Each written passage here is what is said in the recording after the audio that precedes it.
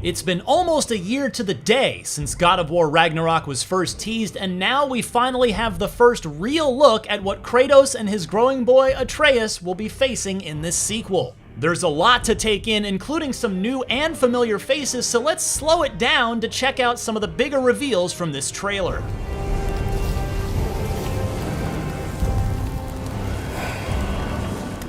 Just like the previous game foreshadowed, it seems Fimbulwinter is upon the duo, one of the events leading up to the mythical war of the gods called Ragnarok.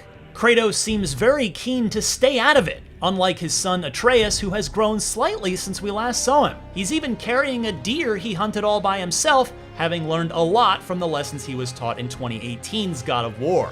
In these early wintry scenes, Kratos seems to be missing the Blades of Chaos, or perhaps left them at home, but we'll see them again soon enough.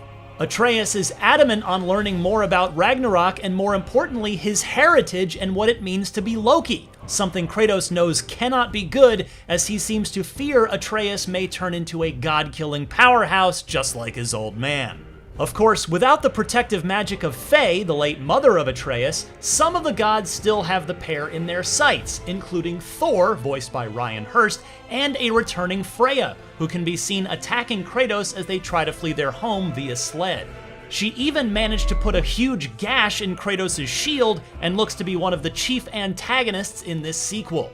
This attack appears to convince Kratos and Atreus, as well as the head of Mimir, that they need help, and set about finding the whereabouts of Tyr. If you recall from the previous game, Tyr built the big vault in the Lake of Nine, was instrumental in diplomacy between the different realms, helped Atreus' mom to hide the realm of the giants from Odin, and seems to be an all-around good guy, considering he's the Norse god of war. Odin wasn't very happy about the betrayal and being denied entry into Jotunheim, and had Tyr imprisoned. We get to see more of Kratos using sled dogs, sled wolves, as a means of transportation to cross a now-frozen Lake of Nine, and may become a new method to quickly traverse open areas. Later scenes show Kratos fighting on the frozen bridge leading to Tyr's temple, indicating it won't be easy to leave these lands behind. Speaking of open areas, we also get a look at what appears to be Ragnarok's much warmer version of the Lake of Nine, and presumably somewhere near where Tyr is being held. There look to be plenty of points of interest and watery paths to distant lands, similar to how the Lake of Nine was a hub area in the previous game. It's not yet clear if this Kratos is still in Midgard or another realm entirely. One of these spots is an honest-to-goodness town, with people, like this guy, who is apparently named Durlin and has a pet squid? We even get a reunion with the dwarven pair of smiths, Brock and Sindri, who look like they may return to help Kratos and son bolster their weapons and armor. They also seem to have some branches growing in their home that look very similar to the World Tree.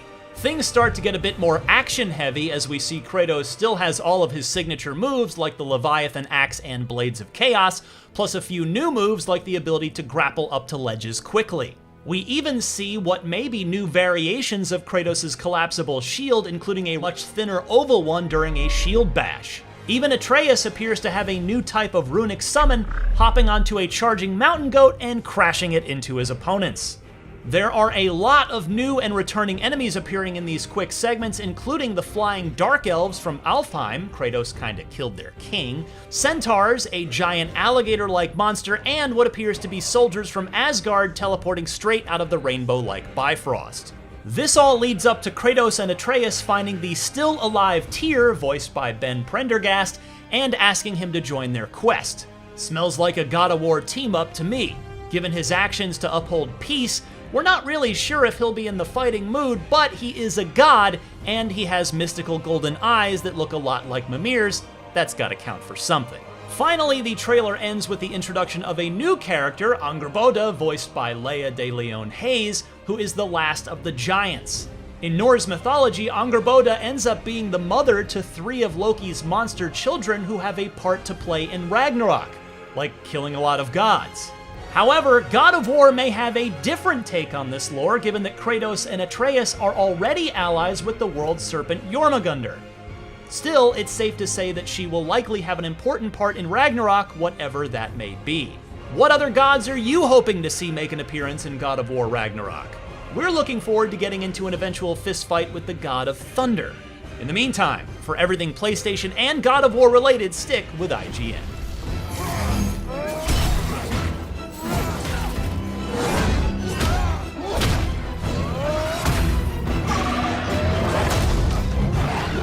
In moments of crisis, panic does nothing.